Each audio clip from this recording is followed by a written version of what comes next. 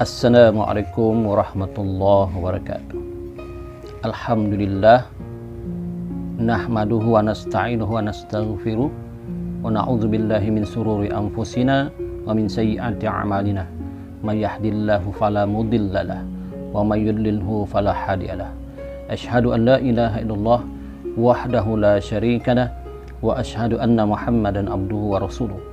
Allahumma salli wa sallim ala sayyidina wa nabiyyina Muhammad wa ala alihi wa sahbihi ajma'in. Amma ba'd. Alhamdulillah, bersyukur kita kepada Allah Subhanahu wa taala kerana dengan izinnya, dengan limpah dan kurnianya, maka dapat lagi kita bertemu dalam siri-siri tazkirah online di channel ini. Moga-moga apa yang akan disampaikan nanti insya-Allah dapat memberi manfaat kepada saya dan juga kepada para penonton sekalian, insya-Allah. Minggu lepas kita ceritakan tentang sujud syukur. Kali ini pula kita akan ceritakan tentang sujud tilawah ataupun sujud sajadah. Apakah itu sujud tilawah dan apakah itu sujud sajadah? Sujud sajadah dan sujud tilawah adalah satu perkara yang sama, ya, satu perkara yang sama.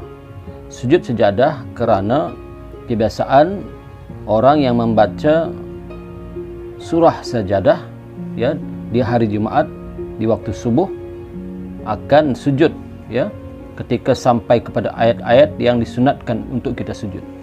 Maka itu sebab itu dipanggil, ia juga dikatakan sujud sajadah, ya. Jadi sujud sajadah dengan sujud tilawah adalah satu perkara yang sama. Apakah dalilnya? Apakah dalil disunatkan kita untuk mengerjakan sujud sajadah, ya? Dalilnya adalah hadis daripada Imam Al-Bukhari, ya. Maksudnya hadis ini diriwayatkan oleh Ibnu Umar radhiyallahu an, katanya Nabi SAW membaca pada kami satu surah yang terdapat padanya ayat sajadah. Lalu baginda sujud dan kami turut sujud sehingga seorang dari kami tidak mendapati tempat letak dahinya. Subhanallah, ya. Kemudian hadis yang kedua, yaitu hadis yang diriwayatkan oleh Imam Abu Daud, ya. Maksudnya Nabi sallallahu alaihi wasallam membaca kepada kami Al-Quran. Apabila baginda membaca ayat sajadah, baginda terus bertakbir dan sujud, lalu kami sujud bersama-sama baginda. Kemudian dalam hadis riwayat Imam Muslim lagi meriwayatkan daripada Abu Hurairah radhiyallahu an, Nabi Muhammad sallallahu alaihi wasallam bersabda, "Idza qara'a banu Adam sajadata fasajada tazala syaitan yabki yaqul ya wailahu umira banu Adam bis sujud fasajada falahul jannatu wa umirtu bis sujud fa asaitu falyan naru." Maksudnya, apabila anak Adam membaca ayat sajadah lalu dia sujud, maka syaitan akan menjauhkan diri daripadanya dalam keadaan menangis sambil berkata, "Wahai celaka dan binasalah, anak Adam diperintah supaya sujud, lalu dia sujud, maka baginya syurga, dan aku juga diperintah supaya sujud, lalu aku mengingkarinya, maka bagiku api neraka." Ya, ini hadis riwayat daripada Imam Muslim. Kemudian hadis lagi daripada Imam Al-Bukhari, "Wahai manusia, sesungguhnya kita akan melalui ayat sajadah. Oleh itu barang siapa yang sujud, dia mendapat pahala, dan sesiapa yang tidak sujud tidak pula berdosa." Ya. Jadi hadis tadi yang saya baca pertama itu, yaitu riwayat Imam Muslim, mengatakan bahawa apabila anak Adam membaca ayat sajadah lalu dia sujud, maka syaitan akan menjauhkan diri daripadanya dalam keadaan menangis. Tuan-tuan, kalau kita sujud ketika dibacakan ayat sajadah yang disunatkan kita sujud sajadah ataupun sujud tilawah, maka syaitan akan melarikan diri sambil menangis. Nampak tuan-tuan kelebihannya? Syaitan akan melarikan diri sambil menangis dan berkata, kata syaitan, wahai celaka dan binasalah, kata syaitan ni, wahai celaka dan binasalah, anak Adam diperintah supaya sujud, lalu dia sujud, maka baginya syurga. Dan aku juga diperintah supaya sujud, lalu aku mengingkarinya, maka bagiku api neraka. Subhanallah ya. Ketika anak Adam itu, kitalah membaca surah Sajadah, kemudian kita sujud, ya, maka larilah syaitan sambil menangis dan berkata, celakalah dan binasalah. Maknanya celaka dan binasalah syaitan itu, dirinya sendiri. Kerana anak Adam ketika diperintahkan sujud, terus sujud dan baginya syurga. Sedangkan syaitan ketika diperintahkan sujud, dia tidak mau sujud kepada Adam ketika itu, ya, maka baginya adalah neraka.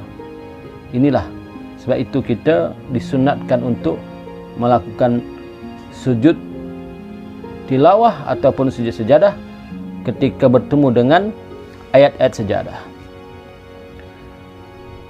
Jadi bilangan untuk ataupun tempat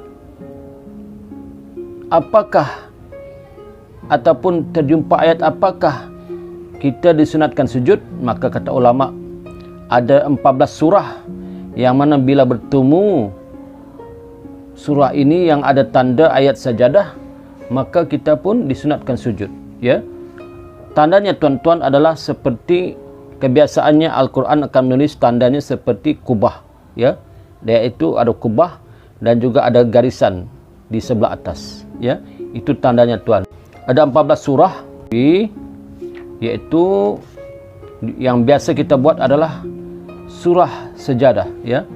Surah sajadah ini biasa imam-imam lakukan ketika hari Jumaat di waktu subuh, ya. Kebiasaannya imam-imam akan membaca surah sajadah bila bertemu dengan wasabbahu bihamdi rabbihim wa hum la yastakbirun, maka imam terus sujud, ya, kemudian bangkit kembali dan meneruskan ayatnya, ya.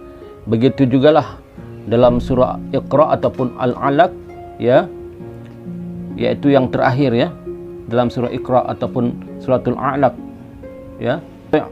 Kalla la tuti'hu wasjud waqtarib.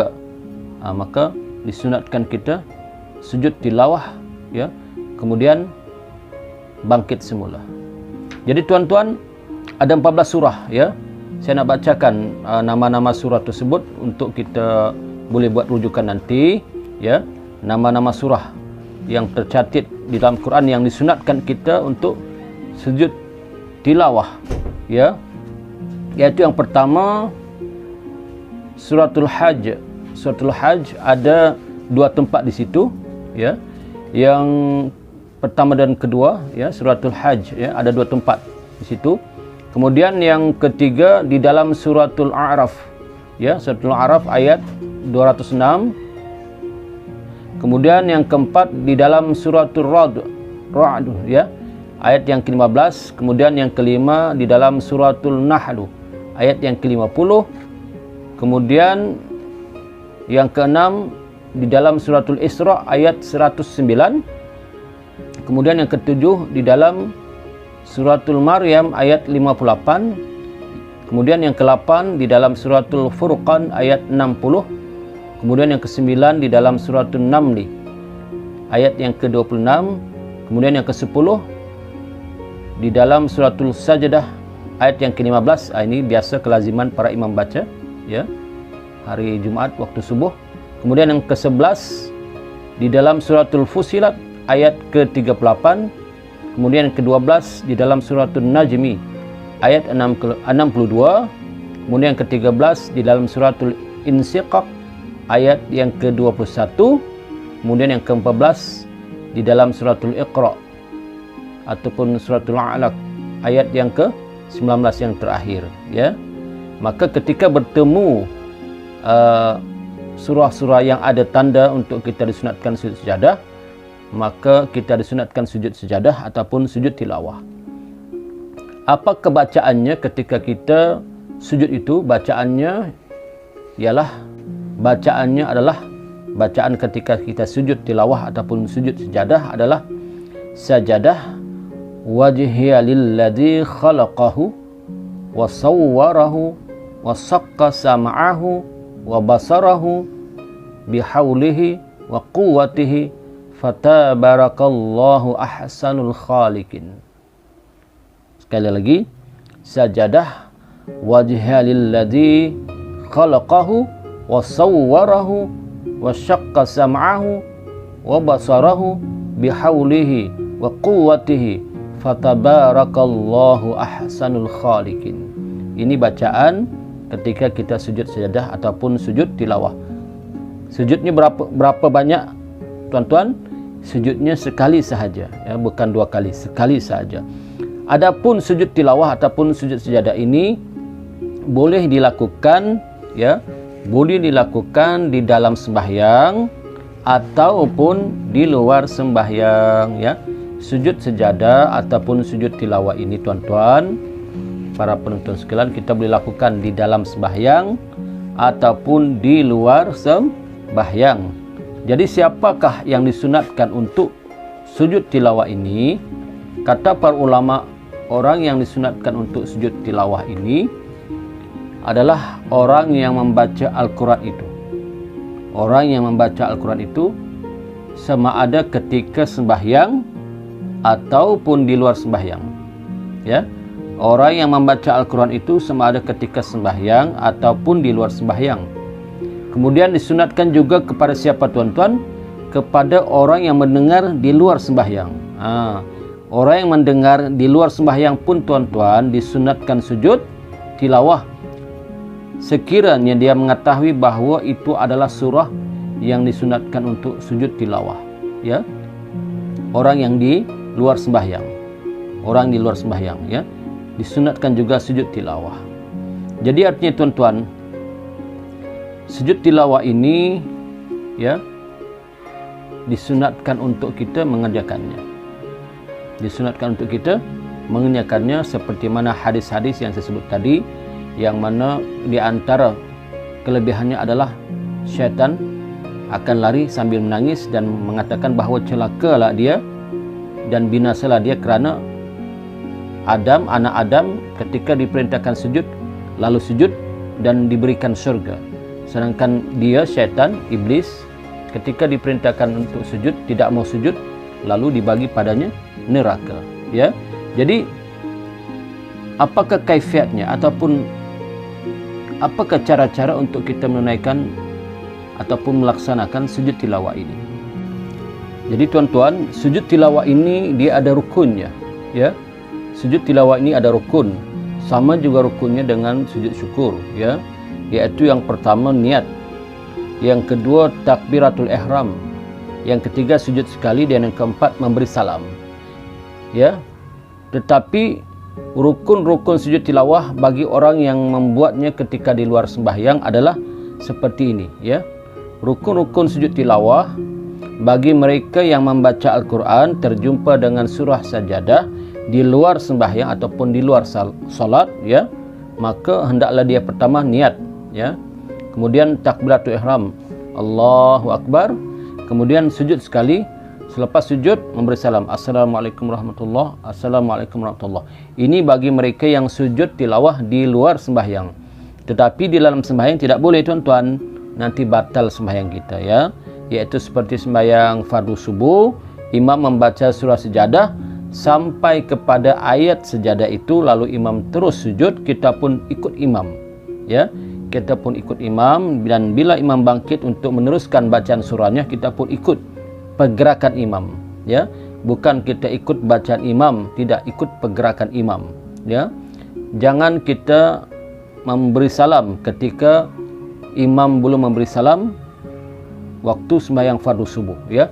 Ini rukun sujud tilawah bagi mereka yang membaca Al-Quran terjumpa dengan ayat ataupun surah sejadah di luar sembahyang. Yang pertama niat, yang kedua takbiratul ihram, yang ketiga sujud, sekali dan memberi salam sekali sahaja, ya.